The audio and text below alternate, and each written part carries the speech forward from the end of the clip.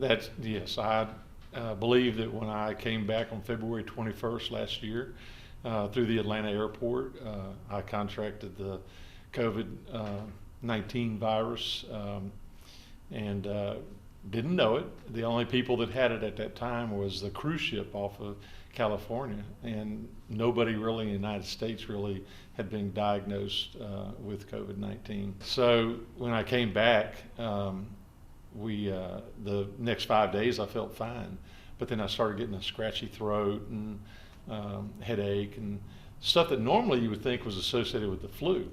And I had a class reunion coming up that next weekend, so there was going to be about 500 people, give or take, at this reunion, and I didn't want anybody to get the flu from me.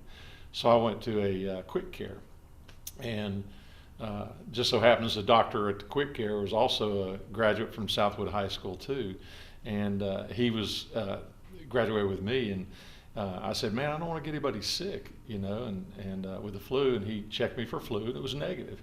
He said, well, I think you've just got some sinus drainage. And I said, I don't feel any sinus drainage. He said, well, this happened probably at night. And I said, well, now you sound like my wife, because that's what she said. And he said, well, let me give you a shot of steroids. And so that made me feel good. And for the next few days, I didn't have any fever. And I asked him if I could go to the class reunion. He said, yeah, if you feel good, you don't have any fever. He said, you can go. So I did. And I'll tell you, the end of that story is nobody got COVID from me at the reunion, thank goodness. But anyway, that was the first visit to the doctor. After reunion, I started kind of going back downhill again and developed some fever, and I went back. And this time he did a strep test and a flu test again. They were both negative. And so he said, let me do a chest x-ray. So he looks at it and he said, it looks like you may have something developing in that left lung. And he sent it off to a radiologist. The radiologist said, no, lungs look fine. He said, I don't like to second guess a radiologist, but he said, I think I see something. So he gave me some strong antibiotics to take home with me. That didn't work, because about 5 days later I went back to him, and this time I had pretty good fever, strong fever. Couldn't breathe very well at all. I was weak. Obviously my oxygen level was low. I was real pale because I didn't have any oxygen. And so he said, he took another x-ray of my chest. He said, David, he said, since you were in here last, you've got an infection in both your lungs that I'm afraid is going to go to your heart. You need to get to the emergency room. Where do you want to go? And I said, I want to go to Christus on Burt Coons. And so I went there. He ordered a CAT scan, and when they did the CAT scan, the doctor came in and said, well, guess what? You're the lucky first person to have the coronavirus in Louisiana. And I said, what? So they isolated me in a room that has special ventilation, and of course they did the nose swab, but there was no testing locally, so they sent that off to, I guess, Baton Rouge, and about a day or a day and a half later they sent the results back that it was positive. But they gave me breathing treatments and intravenous antibiotics and something else, I don't know. But I started feeling better. My oxygen level went up. After we got the results back that day on February the 11th, which is that today? March 11th. Excuse me, March 11th. Yeah, I got the results back on March 11th, and they sent me home when they got the results back, because they said, yeah, you're positive. And they sent me home that night to be quarantined, and I did. 2 days later, I felt much better. I was fever-free 2 days later, and so about 4 days after I got out of the hospital, I was mowing the yard. And my wife said, what are you doing? I said, I'm mowing the yard. And she said, well, you have COVID. And I said, no, I think I'm over it. I feel much better, and I was one of the lucky ones. And I know that you and your friend, Kevin Calhoun. Calhoun. Yeah, Kevin Calhoun. He's deputy sheriff. He's a friend of mine, and another guy's a friend of mine. Did they get it from me? Who knows for sure? But we eat together all the time at various restaurants around town. Their wives and me and my wife, we eat around town a lot, and it's coincidental maybe. I don't know, but probably they could have got it from me. But who knows for sure, right? They say that every person that gets COVID might infect about 2.5 people, according to statistics. So maybe they were my two. I don't know. But anyway, Kevin and I went in and we, after about 30 days, I had told Dr. Martha White that if there was anything I could do to assist in, understanding the symptoms, which is kind of funny. I'll tell you about that story too. My wife and I, during that 3-week time when I had COVID and didn't know what it was, we were out eating one night, and the food was horrible. And I said, she goes, "What do you mean?" And I said, "This food tastes like nothing." And she said, "Let me taste it." She said, "The food's fine." And I said, "Well, I don't think so." I said, "I don't normally not want to pay for something." I said, "But I don't want to pay for it." She said, "David, you're paying for this." I said, "Okay," but it was horrible. Well, now I knew why, because once they announced and they saw the trend was that people lost their taste, I was like, "Oh man, that's what it was. It wasn't the restaurant." So anyway, what I was saying is we, what was I saying? Help me. You guys decided to donate convalescent. Yes. So anyway, we, Kevin and I were asked to go in and get tested. And well, actually, my other friend was asked first. They called me and my other friend. He still had the residual, and he wasn't contagious anymore, but he still had a residual, so he couldn't go in and donate the plasma. But what happened was Dr. Martha White called me up, and she said, "Would you be willing to, donate some plasma for a clinical study?" And at that time, only one other person in Houston had done it. And I said, "Sure, what do I need to do?" And this was on a Friday night at about 7 o'clock.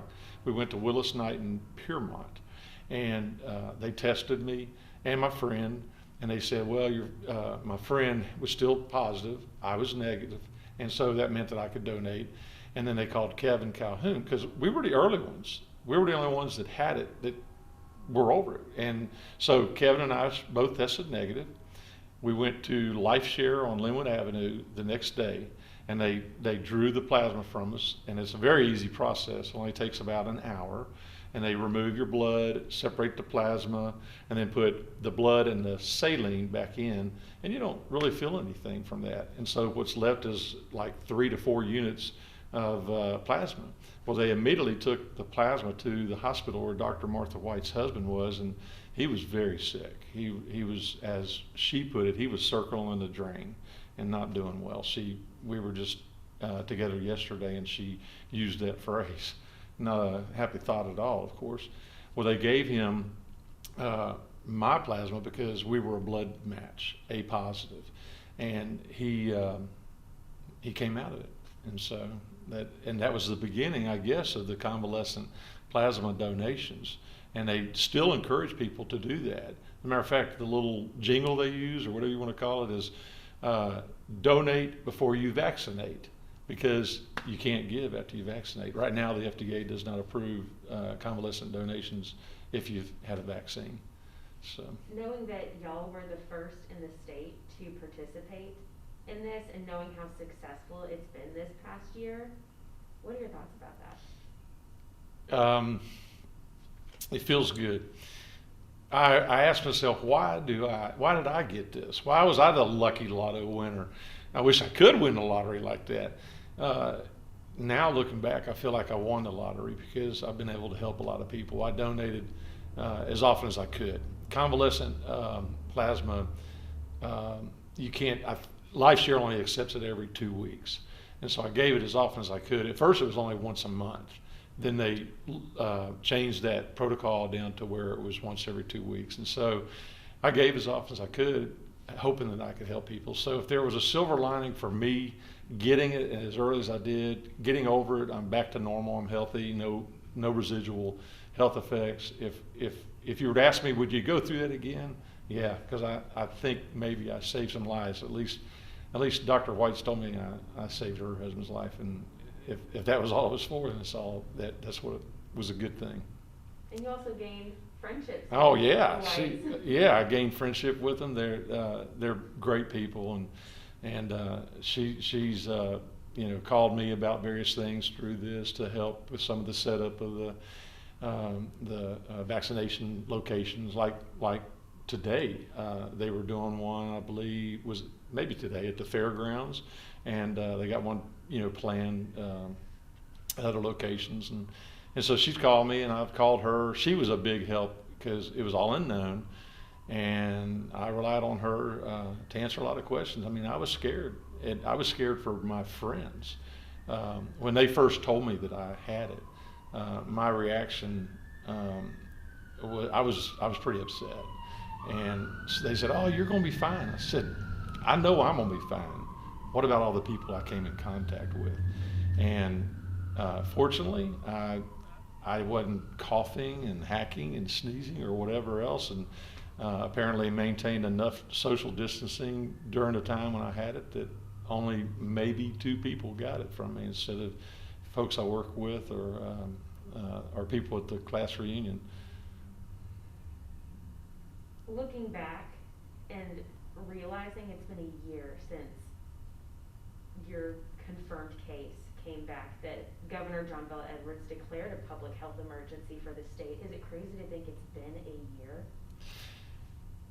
I can't believe it's been a year. When I thought about the anniversary date of me being officially diagnosed with COVID-19, tested positive, I look back at this last year and I think, wow, a whole year's gone by with all these people having to basically isolate. Have there been some positives? Yeah, there has, because everybody's lifestyle is so fast and furious. But I know for our family, we're together more and keeping it to a small group. So there's been some positives. It's in some ways it maybe has made the family unit stronger again. And some of the other things that we've gone through, like the ice storm recently, maybe we're just being told, hey, why don't y'all slow down a little bit? Who knows? I don't know. And you have received your first dose of the vaccine, and how long ago was that? I received my first vaccination, the Pfizer vaccination is the one I received last week on Wednesday. And it didn't hurt a bit that day. The next day I had symptoms that resembled the flu, but that means that the vaccination was working in my body. I reacted, and what I've learned since then is that if you've had COVID, there's a possibility you will react with a negative type reaction, like you're sick. But because I'm not a doctor, but they say that your body says, uh-oh, that COVID thing's coming back again, and it's going in the hyperdrive to say, hey, I don't want this. So again, when I got the shot, the next day I was sick for about 24 hours. And then after that, I got better quick and got my strength back real quick and back to normal. Would you encourage others to get the vaccine? Oh, absolutely. I can't stand the conspiracy theories about, it's going to have a tracking device. Well, everybody's got a cell phone. If they want to track you, they got the cell phones, and you got a lot of people have the OnStar in their vehicle. They don't need a chip in your body to track you. I mean, that's silly. And yes, would I encourage people to get it? Yeah, because their chances of survival are a lot better by getting the vaccination, because there's a lot of science behind it. It wasn't a rushed deal, in my opinion. There was a lot of science behind it. We've got incredible technology these days that they can use to develop things that they didn't have back in the 60s when they used to vaccinate for polio and all the other kind of stuff that they had. Today's technology is incredible. And, I've had friends say, should I get vaccinated for the chance of, 1% of the people in the nation that are dying from this disease? Should I have to get a vaccination just to maybe not be one of those 1%? And I said, yeah, because I'd rather have a vaccination in me and increase my chances of full survival.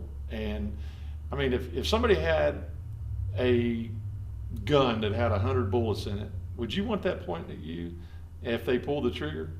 Not me. That's like a roulette wheel. A lot of people gamble on that kind of chances. Not me. I'm not going to gamble. Reflecting on this past year and looking forward, what do you think the next few months for not only Caddo Parish but for Louisiana the country are gonna look like?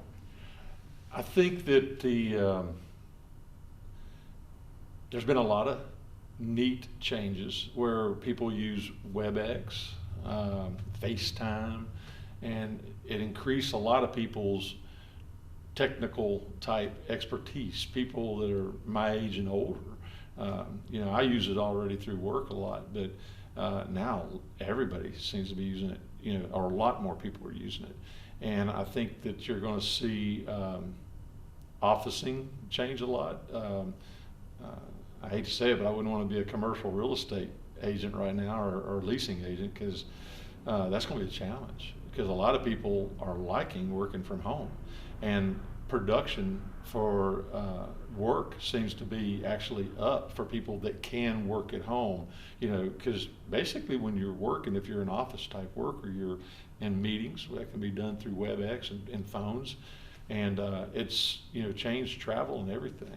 Now, the thing you lose is camaraderie and being able to have that little coffee time with a coworker or a friend at work, and so you have to create your own break times, because and that's been difficult for a lot of people, the isolation and not knowing when to shut it off, and you can actually overwork yourself. That's what I think I'm seeing a lot of.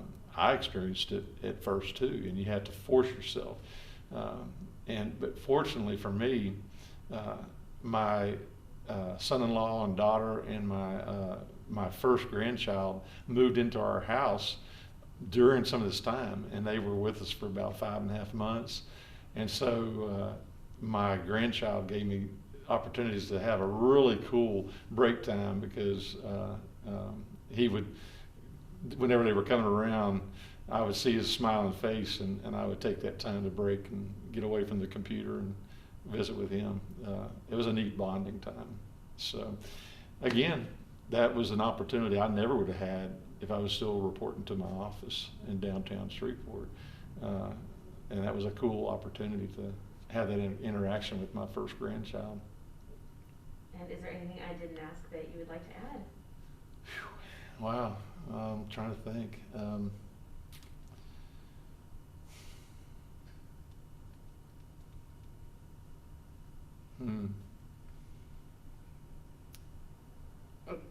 I've noticed that there are people, when you talk about the vaccination, there's about 50% of the people that are saying, where can I get it? I want it now. And then there's another 50%, well, not 50%, but there's probably 25% that say, I don't want it, I'm not going to get it, I don't get the flu vaccination, why would I want to get this? And then there's that middle of the road group. So will everybody get the vaccination? I doubt it, but I think the more people do this, and the sooner they get it when it's available, the quicker we can get things back to normal, and maybe not be wearing the mask, and be able to give some more hugs to each other and the loved ones that we care about.